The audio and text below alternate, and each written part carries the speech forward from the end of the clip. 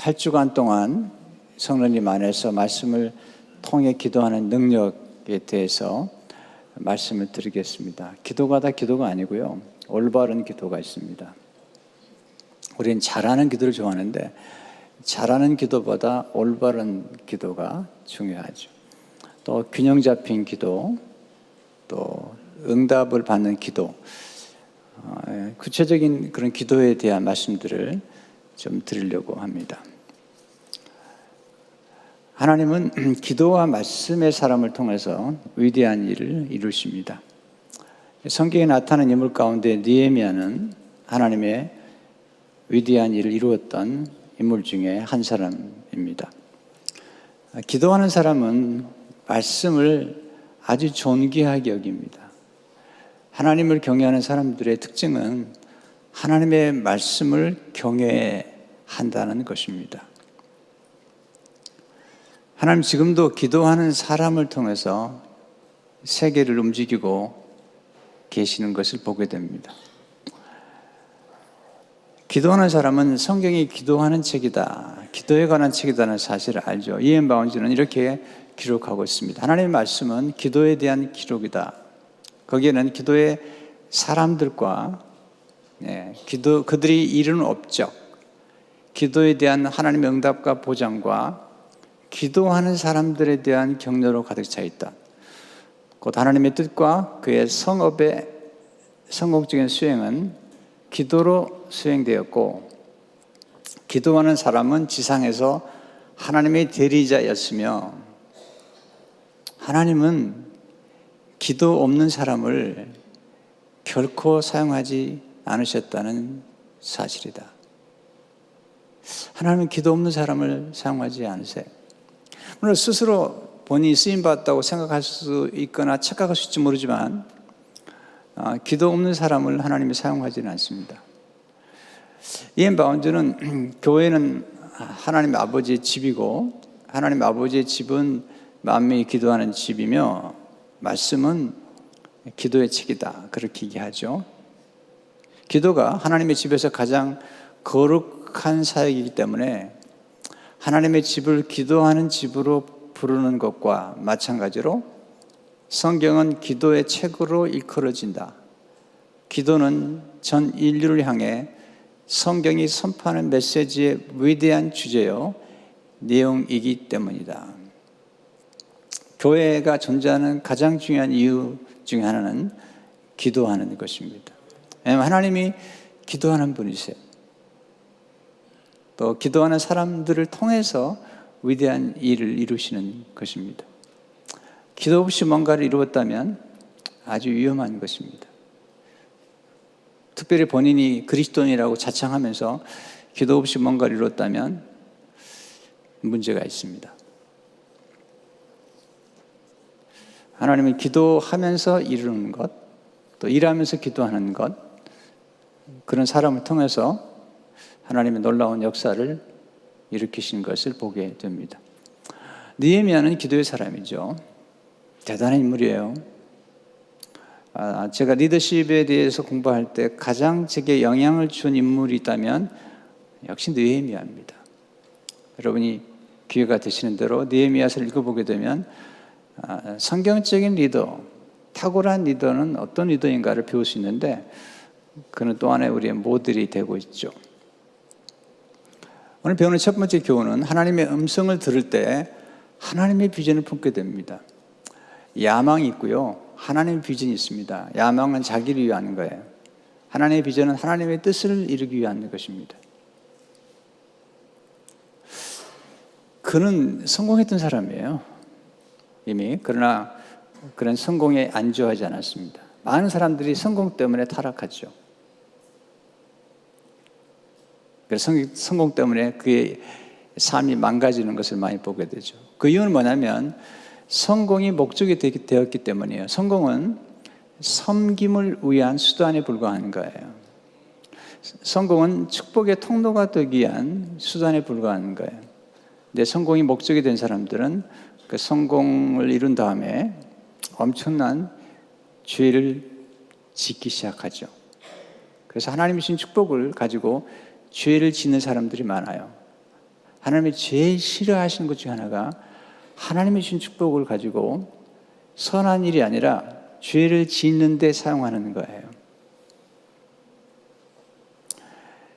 느헤미야는 이렇게 기록됐죠. 1절에 보시면 하가라의 아들 느헤미야의 말이라. 느헤미야라는 뜻은 하나님께서 이루하신다, 그런 뜻이에요. 이름의 뜻이.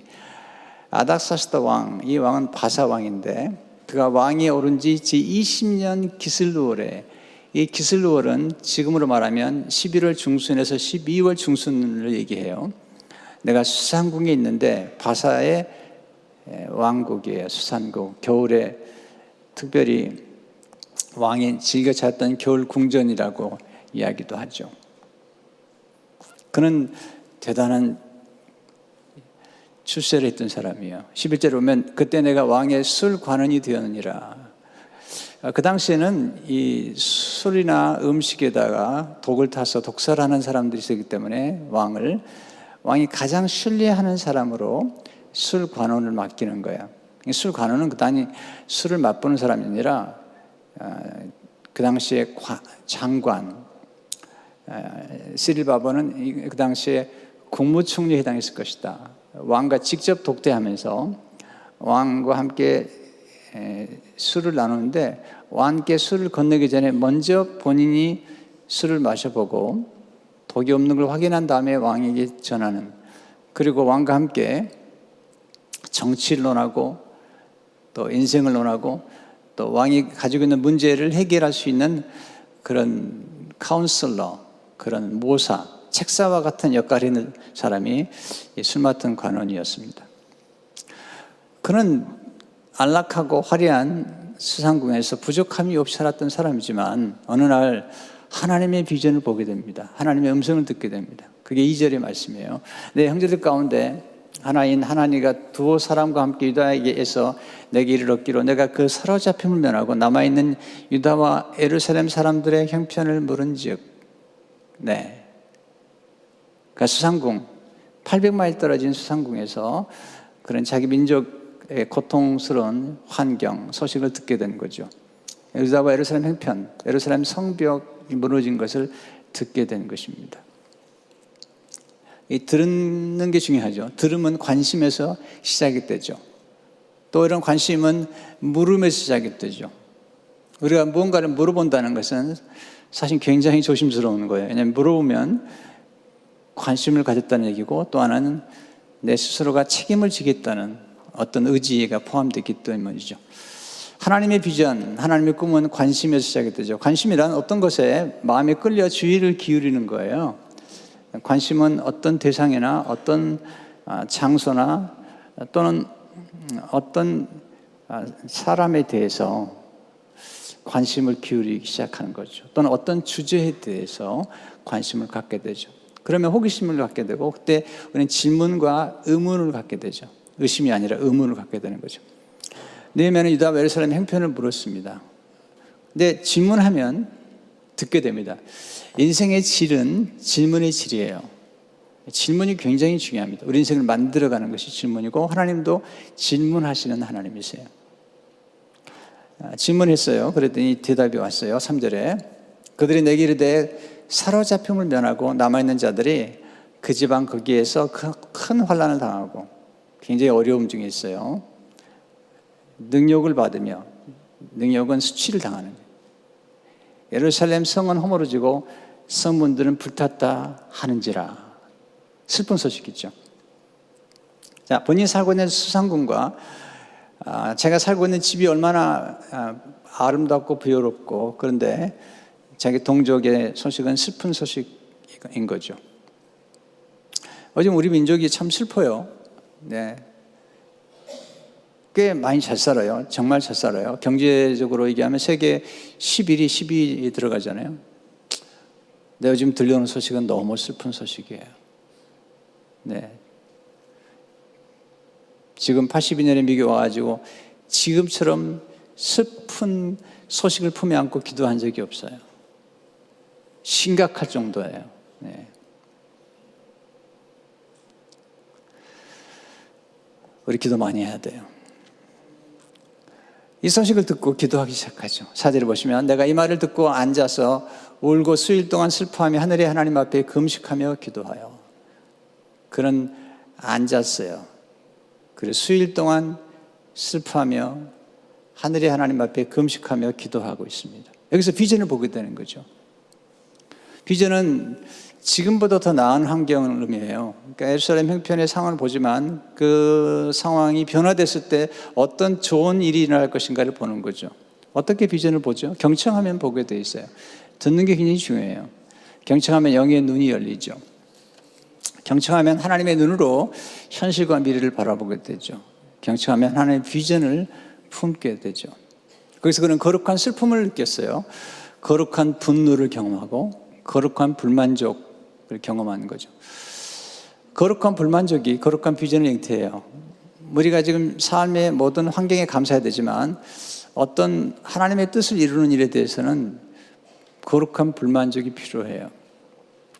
그러니까 현재와 앞으로 전개될 아름다운 미래 간의 긴장을 느끼는 사람들이 지도자예요. 그런 사람들이 기도하는 거예요.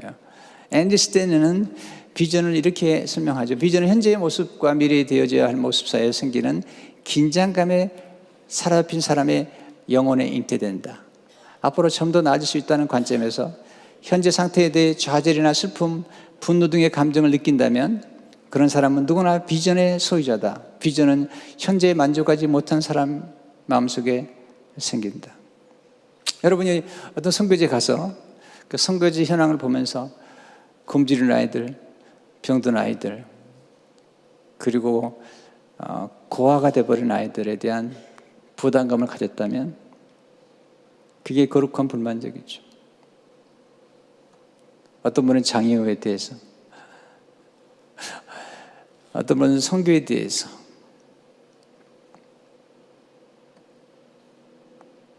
우리는 어떤 비전이라는 게 중요한데요. 이 비전이 놀라운 거죠. 거룩한 비전은 꿈 넘어 꿈을 꾸는 거예요. 우리는 아메리칸 드림을 이루려고 왔잖아요, 미국에. 요즘은 아메리칸 드림과 잘 안 돼요. 글로벌 드림을 성취하죠. 근데 우리가 정말 추구하는 것은 글로벌 드림도 아니잖아요. 킹덤 드림이잖아요. 하나님의 나라를 위해서 이루는 꿈들이죠. 근데 가치 있는 비전은 반드시 값을 지불해야 돼요. 800마일이나 떨어진 곳이에요. 그리고 그가 지금 위치에 있는 술관원이란 그 놀라운 직위도 잠시 아니면 아주 내려놓을 수 있는 그런 값을 지불해야 되는 거죠. 그러면서 예루살렘 성벽을 재건하고 그리고 유다 백성들을 회복시키고 부흥하는 그런 일에 쓰임받는 비전을 갖게 된 것입니다. 그 비전을 받아들였어요. 그러니까 하나님께서 우리들에게 어떤 비전을 주실 때 하나님이 직접 줄 수도 있지만 때로는 사람들을 통해 들은 소식을 통해서 우리가 비전을 품을 수 있다는 거죠. 여러분, 비전은 대단한 능력이에요. 비전을 갖게 되면 꿈을 초월하게 되고, 나이를 초월하게 되고, 환경을 초월하게 돼요. 굉장한 에너지예요. 켄 블렌차드는 이렇게 말하죠. 비전은 에너지를 집중시켜준다. 비전은 방향을 제시해준다. 비전은 잠재된 힘을 발휘하게 해준다. 비전은 전력을 다해 앞으로 나갈 수 있도록 해준다. 이 꿈이잖아요. 비전이라는 거. 이게 이제 우리를 연약함도 초월하고 나이도 초월하고 환경이나 신분도 초월하게 만드는 가장 강력한 힘이에요. 저는 비전과 꿈을 굉장히 강조하는 사람이에요. 왜냐하면 이 비전과 꿈, 우리 과거를 다 극복하도록 만들어줘요. 과거를 초월하게 만들어줘요. 과거를 떠날 수 있게 만들어줘요. 얼마나 많은 사람들이 과거라는 무덤에다 꽃다발을 놓고 사는지 몰라요. 내 과거는 어떻게 했는데. 여러분, 그게 중요한 게 아니에요. 우리가 살 것은 미래지, 또 궁극적으로 하나님의 나라에서 하늘에 어떤 보화를 쌓아둘 것인지, 이게 우리에게 더 중요한 관심을 가져야 되겠죠. 두 번째, 하나님의 비전은 눈물의 기도와 함께 잉태되고 성장하는 것입니다. 느헤미야가 울어요. 4절에 보면 내가 이 말을 듣고 앉아서 울고 수일 동안 슬퍼하며 하늘의 하나님 앞에 금식하며 기도하여. 여러분, 남자가 울면 또 지도자가 울면 놀라운 일이 벌어지죠. 남자는 잘 안 울죠. 또 울어도 숨어서 울어요. 근데 느헤미야가 눈물을 흘린단 말이죠. 여러분, 느헤미야서를 읽어보시면 느헤미야는 굉장히 침착한 사람이에요. 또 절대로 충동적인 사람이 아니에요. 지금 하나님의 비전을 받을 때도 그가 금방 듣고 받은 게 아니에요. 수일 동안 기도하는 가운데, 금식하며 기도하는 가운데 이게 하나님의 음성인지 내가 받아야 될 하나님의 사명인지를 확인하는 사람이죠. 그런 음모와 음해와 수많은 장애물들 앞에서도 그런 고요한 영혼을 가지고 기도하면서 과업을 성취했던 인물이죠. 그런 감정적인 사람이나 감정에 의해서 움직이는 사람은 아니에요. 그럼에도 불구하고 그런 감정을 담은 눈물의 기도를 드리고 있어요. 이런 기도를 하나님이 귀히 여기시는 거죠. 어린 요셉이는 이렇게 얘기했어요. 우리의 눈물은 하나님께서 우리 길에 심으신 섭리의 씨앗에 물을 주는 것이나 다름없다. 그렇기 때문에 우리의 눈물이 없으면 그 씨앗은 결코 자랄 수도 열매를 맺을 수도 없다. 네. 어제 읽은 책이에요. 저는 이제 책을 참 좋아해서 책을 잘 읽는데 어제 읽었던 우연한 글에 해니 나우엔, 그저께군요. 해니 나우엔의 글을 읽게 됐어요. 여러분 노트에 안 나와요. 그가 이렇게 얘기했어요. 하나님의 눈물과 우리의 눈물이 섞일 때 그 눈물은 소망의 눈물이 된다. 네, 하나님의 눈물과 우리의 눈물이 섞일 때 그 눈물은 소망의 눈물이 된다.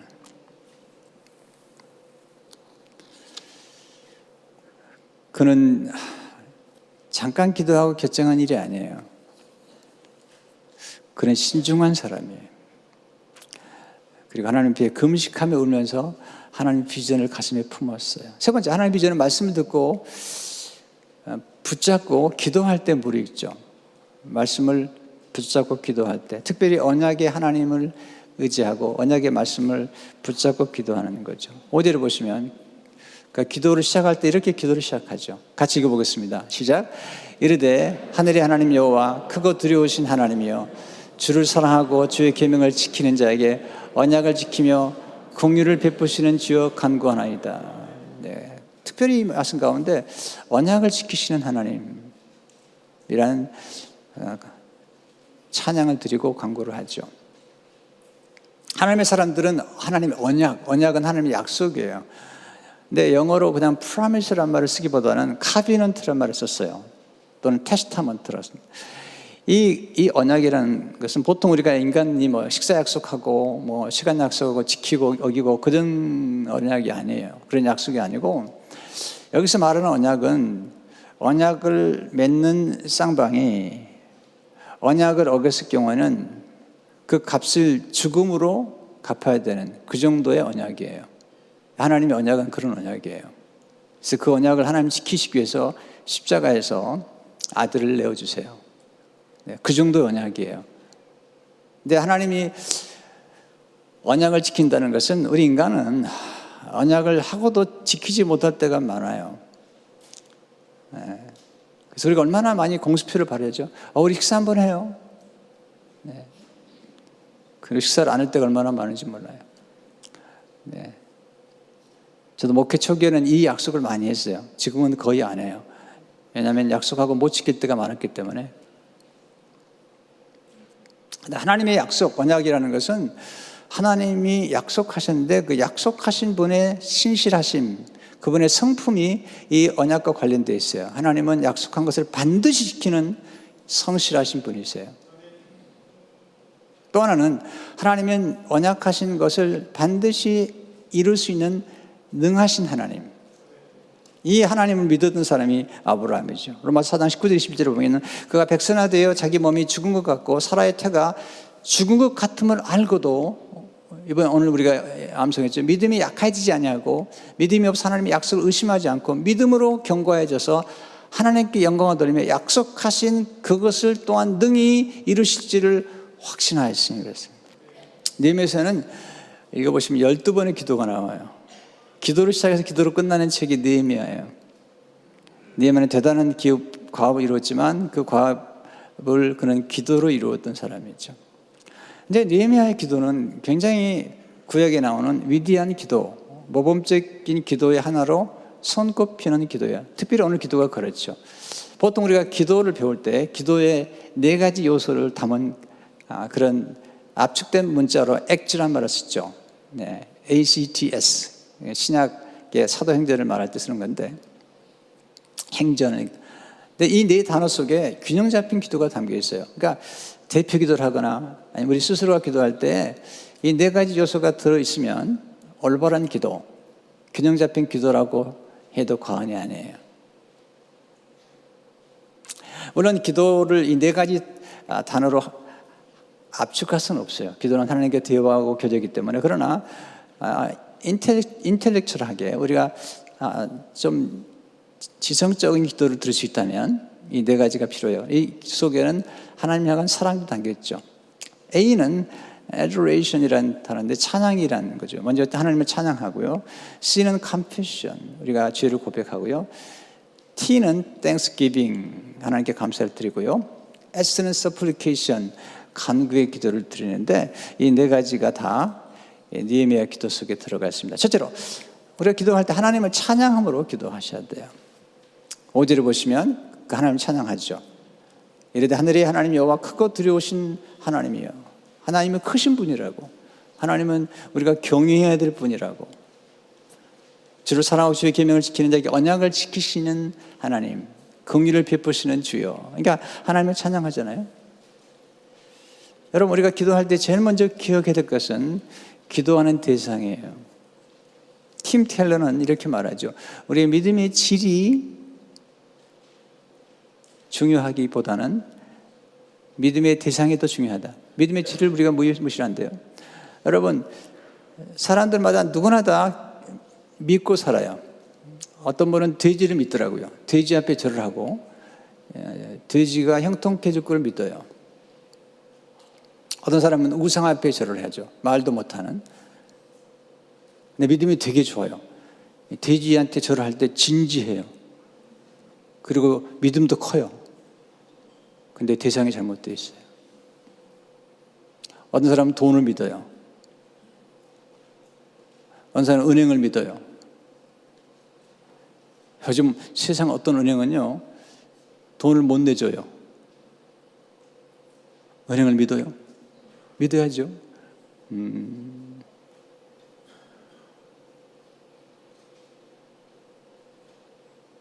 어떤 나라는요, 50억 불이란 화폐가 있는데 그거 가지고 커피 한 잔도 못 사요. 베네수엘라 돈 있어도 안 가져가요. 왜냐하면 아무리 돈을 많이 가져가 봐야 살 수가 없어요. 화폐가 하락해가지고. 네. 우리는 우리가 기도하는 대상, 우리가 신뢰하는 대상이 얼마나 탁월하시고 인격적이시고 능력이 많은 분인가를 알아야 돼요. 어떤 분은 건강을 믿어요. 우상이에요. 어떤 분은 권력을 믿어요. 그 권력 오래 가지 않아요. 우리는 먼저 하나님 앞에 나갈 때 우리의 기도를 들으시는 하나님이 누구신가? 네, 그분을 먼저 찬양하는 게 필요해요. 여러분, 찬양은 굉장히 중요합니다. 왜냐하면 하나님의 마음을 움직이는 힘이에요. 보통 우리가 사람을 만날 때도요, 어떤 분은 만나자마자 뭘 달래요, 그냥. 그리고 어떤 분은 뭐 한 번도 만난 적이 없는데 갑자기 20년 만에 나타나가지고, 네, 그냥 뭐 달래요. 그러면 이런 생각이 들죠. 뭘 맡겨놨나, 이분이. 여러분, 그건 인간관계의 기초예요. 사람을 누구를 만든지 간에 만나는 대상에 대한 감사와 그리고 그분에 대한 그분을 알고 그분을 인정하고 칭찬해 드리는 다음에 얘기를 해야죠. 그래야지 대화가 되는 거 아니겠어요? 그래서 마틴 루터가 이런 유명한 얘기를 했어요. 하나님께 잘 말하는 사람은 사람들에게도 잘 말한다는 거예요. 때로 가끔 어떤 분들이 와서 제게 뭔가를 얘기할 때 보면 참 세상을 너무 모르는구나. 또 아니, 인간관계를 정말 모르는구나. 그리고 현실을 정말 모르는구나. 아니, 이렇게 쉽게 한마디 해가지고 얻을 수 있다고 생각할까? 이런 생각을 하는 거예요. 여러분, 우리가 뭔가를 이루려면 수많은 우정을 가꾸고 또 그러면서 뭔가 이루어져 가는 거잖아요. 느헤미야가 아다스다 왕을 섬길 때 아다스다 왕이 느헤미야가 구하는 걸 주잖아요. 근데 그 옆에 왕후도 앉아 있습니다. 그러니까 느헤미야는 왕과 왕후 모두에게 관계를 잘 가졌다는 거죠. 왜? 왕후가 노하면 노하는 거예요. 그러니까 우리가 이 성경은요, 우리가 인생을 살아가는 데 필요한 모든 지혜들이 다 담겨 있는 거예요. 누구를 만나든지 간에 그 만나는 대상을 알아야 되겠죠. 그 대상의 필요도 알고, 대상의 욕구도 알고, 또 그 대상이 뭘 잘하는지도 알아야지, 그래야지 소위 말하면 레포가 형성이 되는 거죠. 그리고 나서 뭔가를 구할 때 그냥 구하지 마시고 그분이 가진 걸 구하실 뿐만 아니라 그분이 가진 걸 줌으로써 그 얼마나 행복해질 수 있는지를 알도록 해줘야죠. 그게 구하는 거죠. 그래서 하나님 앞에 나갈 때 먼저 하나님을 찬양하십시오. 하나님의 이름과 하나님의 성품과 하나님의 능력과 하나님의 지혜와 하나님이 만드신 모든 창조의 원리들과 이런 것들을 찬양하십시오. 두 번째, 하나님께 죄를 고백하는 기도를 들으셔야 돼요. 굉장히 중요한 기도예요. 네, 6절 7절을 보시면 이제 종이 주의 종들인 이스라엘 자손을 위하여 주야로 기도하며 우리 이스라엘 자손이 주께 범죄한 죄들을 자복하오니 주는 귀를 기울이시며 눈을 여시사 종의 기도를 들으시옵소서. 나와 내 아버지의 집이 범죄하여 주를 향하여 크게 악을 행하여 주께서 주의 종 모세에게 명령하신 계명과 윤리와 규례를 지키지 아니하였나이다. 그는 회개하는데 그냥 회개가 아니라 하나님의 말씀을 따라 회개하는 거예요. 오늘도 우리 대표 기도하신 장로님께서 이 회개 기도를 하시는데 참 좋은 기도예요. 그렇게 기도해야 돼요. 네, 회중 전체를 대표해서 회중 전체의 죄를 끌어안고 같이 기도하는 기도가 대표 기도예요. 근데 그냥 회개하는 게 아니라 하나님의 말씀을 따라 잘못됐다고 한 것들을 회개하는 거죠. 죄는 무서운 겁니다. 죄는 나라를 망가뜨리고 가정을 망가뜨리고 한 인간을 무너뜨리잖아요. 에덴 동산을 무너뜨려 버리잖아요. 우리는 죄를 경계하고 죄를 무서워할 줄 알아야 됩니다. 뭐 누구나 다 하는 건데 그렇지 않아요. 반드시 값을 지불해야 되는 거예요. 얼마나 죄가 무서우면 하나님이 아들을 예수 그리스도를 그렇게 비참하게 희생해서 우리 죄값을 치르셨겠어요. 근데 그 회개 기도를 드릴 때 그냥 드린 게 아니라 하나님의 약속에 근거해서 말씀에 근거해서 회개하고 말씀에 근거해서 하나님 도와주십시오. 8절 9절을 보시면 옛적에 주께서 주의 종 모세에게 명령하여 이르시되 하나님 말씀이에요. 만일 너희가 범죄하면 내가 너희를 여러 나라 가운데서 흩을 것이요 만일 내게로 돌아와 내 계명을 지행하면 너희 쫓긴 자가 하늘 끝에 있을지라도 거기서 중요한 건 내게로 돌아와. 이게 회개예요. 하나님께 돌아오는 거예요. 내 계명을 지행하면 너희 쫓긴 자가 하늘 끝에 있을지라도 내가 거기서부터 그들을 모아 내 이름을 들고 택한 곳에 돌아오게 하리라 하신 말씀을 이제 청하건대 기억하옵소서. 하나님 remember what you promised us. 그래서 기억하라는 말이 자주 나와요. 하나님 기억하옵소서. 우리가 기도할 때 하나님이 회개 기도를 참 좋아하세요. 우리가 용서를 구하는 걸 좋아하세요. 또 행복한 가정을 보면요, 싸울 수 있는데 싸우는 게 문제가 아니라 어떤 가정은 싸우는데 회복의 능력이 있는 가정들은요 행복해요. 그리고 오래 가요. 끝까지 가요. 그게 용서를 구하는 거예요. 어떤 가정은 몇 가지 실수 때문에 가정이 깨어지는 걸 봤어요. 왜? 용서하지 않기 때문에, 또 고백하지 않기 때문에. 정직한 고백, 진지한 사과, 이런 것들이 관계를 더 깊이 결속시켜주고 그리고 관계를 지속시켜주는 행복의 비밀이라는 걸 아십니까? 하나님과의 관계도 마찬가지죠. 하나님 다 아세요. 여러분 지은 죄를 아는데 그래도 듣기로 원하세요. 제가 한번 큐티를 계속 하는데 제 죄를 일일이 고백을 했어요. 그랬더니 저는 하나님 놀랄 줄 알았었는데 하나님이 그렇게 제게 알려주시더라고요. 다 안다. 다 안다. 그런데 아주 기뻐하셨어요. 날마다 죄를 회개해야죠. 하나님의 성령의 감동과 말씀을 통하지 않고는 우리가 죄인이라는 걸 모르잖아요. 여러분 은혜로 알지 않은 것도 큰 죄죠. 그렇지 않으세요? 네. 받은 은혜를 마땅한 것을 알고 그리고 감사하지 않는 것도 죄죠. 세 번째, 하나님께 감사 기도를 드리셔야 돼요. 10절에 보면 이들은 주께서 일찍이 큰 권능과 강한 손으로 구속하신 주의 종들이요 주의 백성이다. 이건 두 가지 메시지예요. 하나는 뭐냐면 출애굽 사건이죠. 히브리 민족이 노예가 됐을 때 그들을 강한 손으로 건져내는 사건과, 두 번째는 그들이 바벨론의 포로로 끌려갔는데 하나님께서 이방 왕 고레스를 통해서 그들을 귀환시켜 준 거예요. 포로에서 자유케 해준 거죠. 이걸 제2 출애굽이라고 그래요. 구약에서. 예수님은 또 한 번 출애굽을 우리 시켜주시지만, 거기서 1차 귀환이 스룹바벨을 통해서 왔고요. 2차 귀환이 에스라를 통해 왔고, 이제 느헤미야를 통해 3차 귀환이 되면서 이제 예루살렘 성벽이 재건되는 것입니다. 여러분, 감사 기도는 정말 중요한 기도입니다. 네. 받은 감사를 세워보세요. 그리고 기도해 보세요. 굉장히 놀라운 일들이 많이 벌어져요. 감사하게 되면 더 놀라운 일들이 다 전개가 돼요. 네. 네 번째, 하나님 앞에 간구의 기도를 드리는 거죠.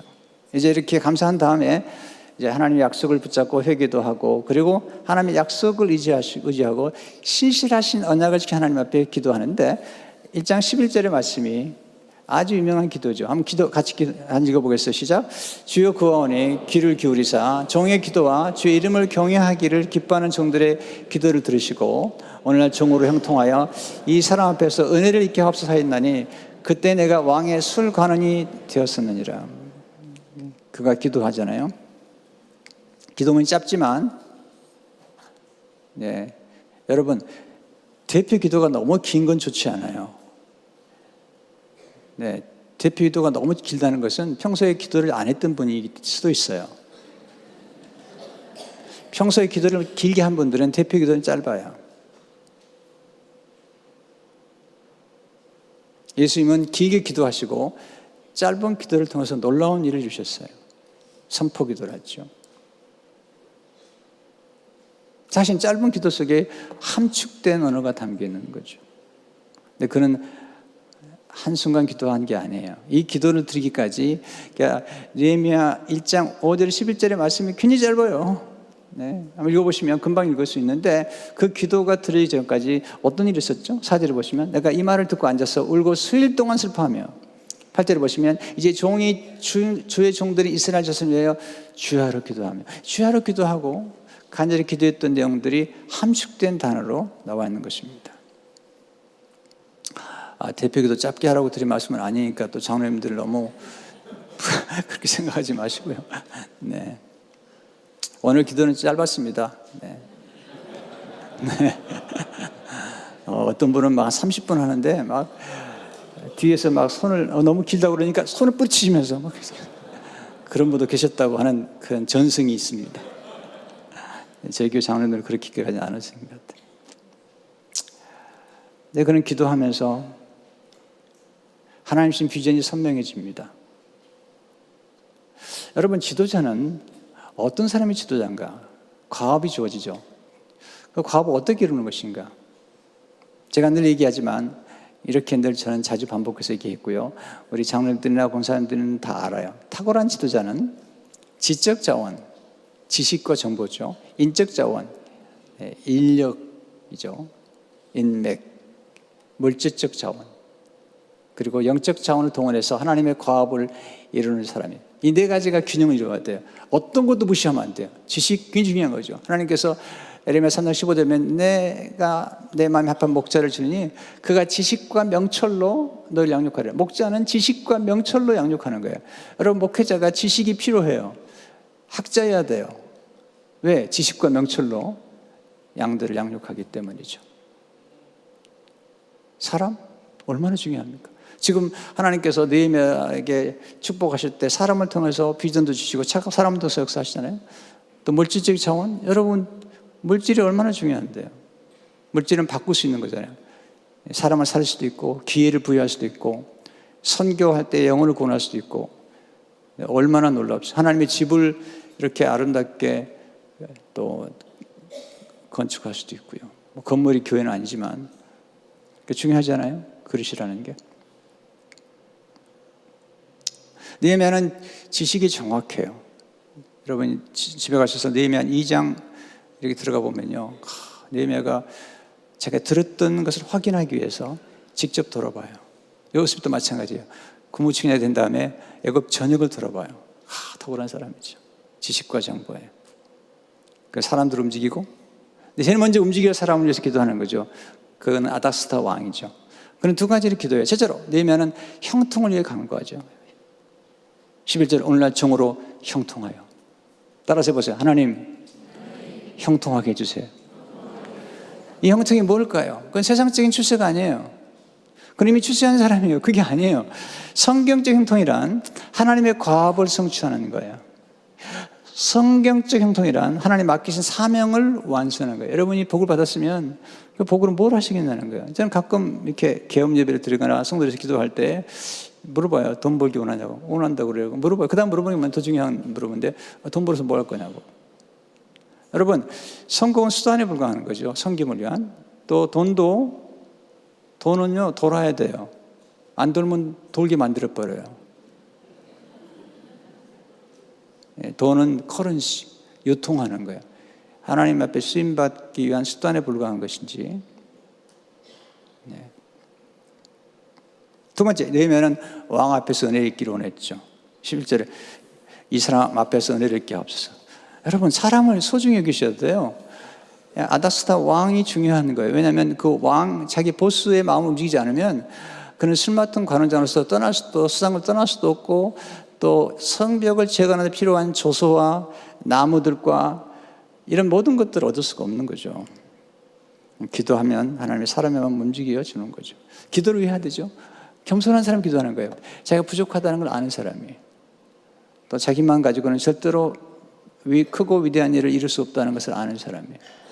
여러분, 작은 거야 뭐 그냥 할 수 있죠. 그러나 정말 원대하고 위대한 꿈, 예루살렘 성벽을 재건하거나 회복하거나 또 선한 일을 하기 위해서 생각하는 큰 꿈은 혼자 이룰 수 있는 게 아니에요. 하나님의 도움이 필요한 거죠. 여러분, 기도를 어떤 분들은 많이 한다고 그러는데 도대체 기도를 많이 한다는 걸 이해를 잘 못했다고 했어요. 어떤 분은 신문에 있더라고요. 어떤 분은 자기가 하루에 8시간씩 기도하고 뭐 이런. 여러분, 그런 기록하기 위해서 기도하는 거 아니에요. 여러분, 기도할 때는 반드시 하나님의 지혜를 구해야 돼요. 지금 비전을 이루려면 그 비전을 이루기 위해서 어떤 지식과 정보가 필요하며 누구를 움직여야 되며 무엇이 필요하며 어떤 물질이 필요하며 어떤 문제가 예견되며 그 예견된 문제를 어떻게 해결할 것이며 어떤 장애물들을 만날 것이며 이 장애물들을 어떻게 극복할 것인지에 대한 지혜를 미리 얻어야죠. 느헤미야가 그렇게 기도하면서 하나님, 이 왕을 움직여주세요.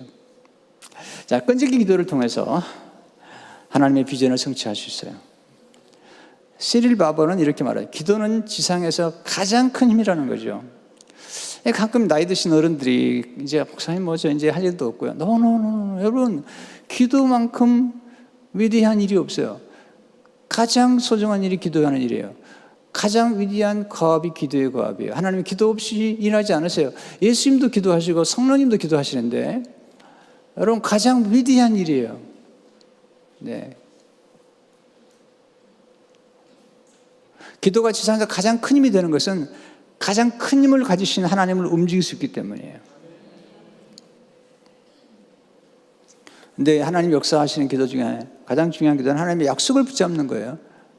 말씀을 붙잡고 기도하는 거예요. 요한복음 15장 7절에 보면 너희가 내 안에 거하고 내 말이 너희 안에 거하면 무엇인지 원하는 구하라 그리하면 이루리라.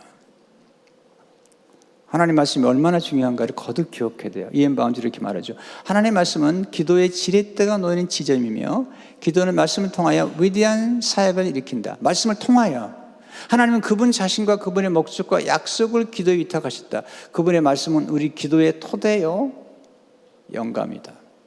그러니까 성경 말씀 가운데 기도에 관한 이야기나 기도의 사람들의 이야기를 들을 때 우리는 기도하는 마음도 생기고 기도하기 시작하죠. 그는 수일 동안 기도했고 주야를 기도했습니다. 그리고 4개월을 기도한 다음에 응답이 이루어집니다. 2장 1절 보세요. 아닥스다 왕 제20년에 니산월에, 이 니산월은 3월과 4월 음이에요. 3월 중순과 4월 중순. 아까 기슬루월은 11월과 12월 11월 중순에서 12월 중순까지. 그러니까 4개월 동안 기도한 거죠. 기도하다가 뭐 했을까요? 계획을 세웠던 거예요. 왕이 물어보면 대답할 내용들을 그는 기도했던 것입니다. 많은 분들이 이 꿈을 꾸는데 몽상가가 많아요. 이 꿈을 이루기 위해서, 이 목표를 이루기 위해서 어떤 목표, 어떤 계획을 세우고 무엇이 필요하고 누가 도움을 줄 수 있는지에 대한 그런 거 없이 그냥 하는 거예요. 네. 그러니까 백날 기도해봐야 구체적인 역사가 안 일어나는 거예요.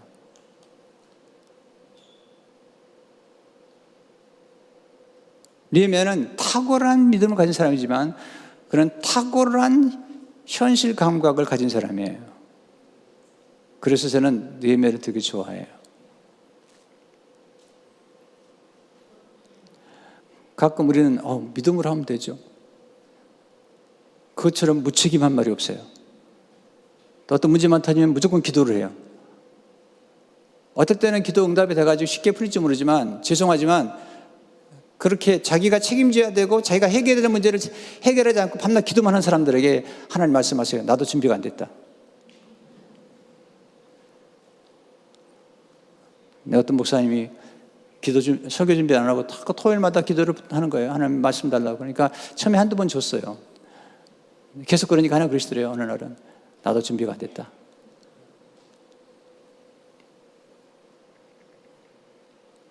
우리는 계속 기도해야 되죠. 그렇게 기도해서 4개월을 기도하는 동안에 드디어 왕이 묻죠. 내가 무엇을 원하느냐. 4절에 보면 왕이 내리시되 그러면 내가 무엇을 원하느냐 하시기로 내가 곧 하늘의 하나님께 묵도하고. 저는 이 모습이 너무 좋은 거예요.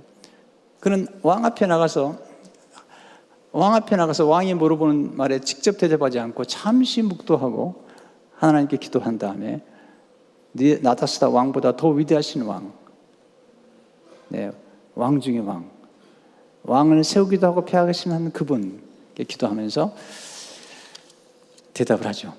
근데 대답하는데 이 느헤미야가 정말 지혜로운 사람이에요. 왕께 구할 때도요. 왕의 마음을 흡족하게 지혜롭게 구하는 거죠. 어디로 보세요.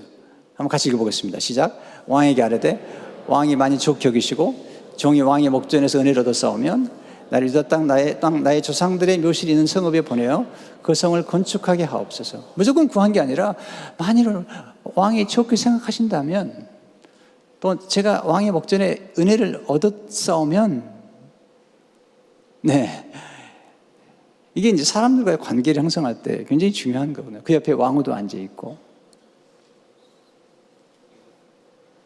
근데 어떻게 그럼 성읍을 완성할 건데 무엇을 원하냐 물어보면 믿음으로 할 거예요.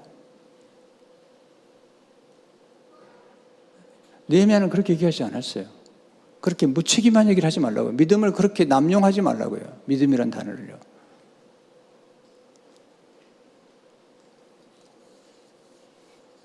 가끔 궁금해요. 믿었다는데 뭘 믿었냐는 거예요. 기도했다는데 뭘 기도했냐는 거예요. 구체적인 기도를 해야 돼요. 지금 우리 교회가 하는 모든 일들은요, 사실 시간이 오래 걸리는 거예요. 컴패션 캠페인 할 때 3년을 기도했어요. 또 우리가 선교 작정하기 위해서 10년을 기도했어요. 건축하는데 5년이 걸렸어요. 한국 학교를 시작하는데 10년이 걸렸어요. 오케스트라를 시작하는데 10년이 걸렸어요. 여러분, 그냥 되지 않습니다. 여러분, 오케스트라 하나 시작할 때도 지식이 필요하잖아요. 어떻게 구성할 것인가. 그래서 우리 박성규 음악 디렉터를 세우고 또 우리 교회 안에 음악인들을 찾고 또 자원을 마련하고 그렇게 지금 이렇게 시작된 거잖아요. 한국에도 마찬가지고. 나중에 유다 백성이 들어가서 사람도 움직이는데 느헤미야가 참 탁월해요. 그런 동기부여를 잘하는데 동기부여의 핵심이 뭔지 아세요? 하나님이 선한 손이 도우신다는 거예요. 느헤미야 18절 보니까 또 그들에게 하나님의 선한 손이 나를 도우신 일과 왕이 내게 이런 말을 전하였더니 그들의 말이 일어나 건축하자 하고 모두 힘을 내어 이 선한 일을 하려면 탁월한 동기부여자죠. 하나님이 도우신다는 거죠. 네. 저희 교회도 보면요, 하나님이 도우시는 걸 우리가 느끼니까 손들 헌신하잖아요. 너무 감사한 일이죠. 여러분 축복을 위해서 기도하셨다면, 축복 많이 받았으면 축복을 사명으로 알아야 돼요. 제가 그런 얘기 하죠. 많이 받았으면 많이 내놓으라고, 많이 드리시라고. 왜? 하나님 말씀하잖아요. 많이 받은 자는 많이 요구한다는 거예요. 우리 교회 하나님 많이 요구하실 거예요. 여러분 스스로도 생각해 보셔야 돼요. 많이 받았으면 하나님 많이 요구하시는 거예요. 그게 느헤미야가 생각하는 거죠. 수상궁에 사는데 자기 집은 대궐 같은데, 네, 자기 백성들은 너무 비참한 거죠. 우리 건축이 이루어졌죠. 우리는 새방사를 하면서 교회들 생각했겠죠. 우리 집은 이렇게 잘 사는데 교회는 새방사를 하고 있고. 네. 우리 이런 어떤 거룩한 불만족과 비전이 우리를 하여금 일하게 되고, 또 이런 비전을 이루기 위해서 열심히 일하는 거예요. 저는 열심히 목회해요. 최선을 다해 목회해요. 왜? 축복의 통로가 되고 싶어서. 저희 교회를 시작하면서 생각했어요. 이민교회 가운데 잘못하면 10년 이상 남의 도움만 받아야 되는 그런 교회를 할 것인지, 아니면 1년 안에 자립을 하고 섬길 것인지 선택했어야 돼요. 저는 선택했어요. 1년 안에 자립하고 섬기는 교회가 되겠다. 그리고 거기 많은 값을 지불해야 됐죠. 성도 여러분, 하나님 우리의 기도를 들으세요. 여러분의 생애를 축복하기 원하세요. 느헤미야처럼 그런 기도의 사람 되시기를 축원합니다.